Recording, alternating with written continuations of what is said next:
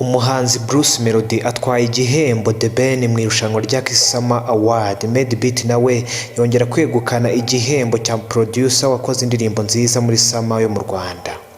Byinshi kuri iyi nkuru ku irushanwa rya Kiss Summer Award ndetse n'abatwaye ibihembo ugiye kubyumva kuri OGTV Show YouTube channel.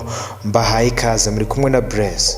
Ibihembo bya Kiss Summer Award mu 2020 byatewe inkunga n'uruganda rwa Skol, byatanzwe kuri uyu mugoroba w'uyu wa gatandatu tariki 12 Nzeri 2020.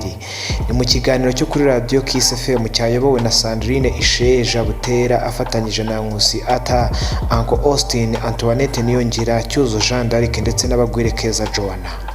Mbere yo gutangaza ibi bihembo, aba banyamakuru bagiye bavuga ibikorwa bya buri muhanzi witabiriye irushanwa waruhataniye igihembo, hanyuma bagacuranga indirimbo ye imwe. Umuhanzi Bruce Melody yegukanye igihembo cy'umuhanzi wahize abandi mu mpeshyi cyangwa se Summer. Uyu muhanzi yashimye abantu bose bamugiriye icyizere bakamutora kuri internet cyangwa se murandasi binyuze ku rubuga rwa Kiss FM.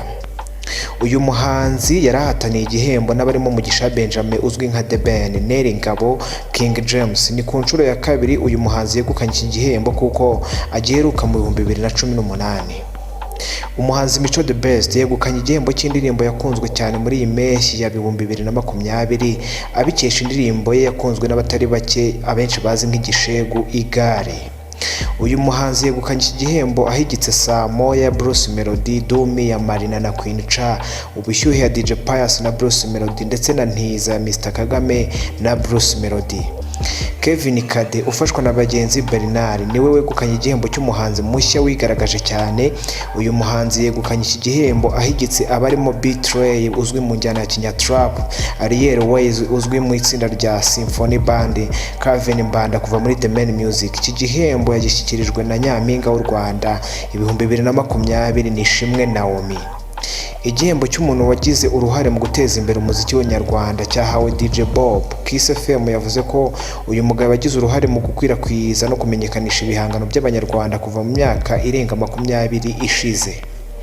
Uyu mugabo yifashishije internet ageza kure hashoboka indirimbo z'abahanzi nyarwanda. DJ Bob yashimye buri umwe wese wagize uruhare kugira ngo ashyigikire urugendo rw'iterambere ry'umuziki nyarwanda.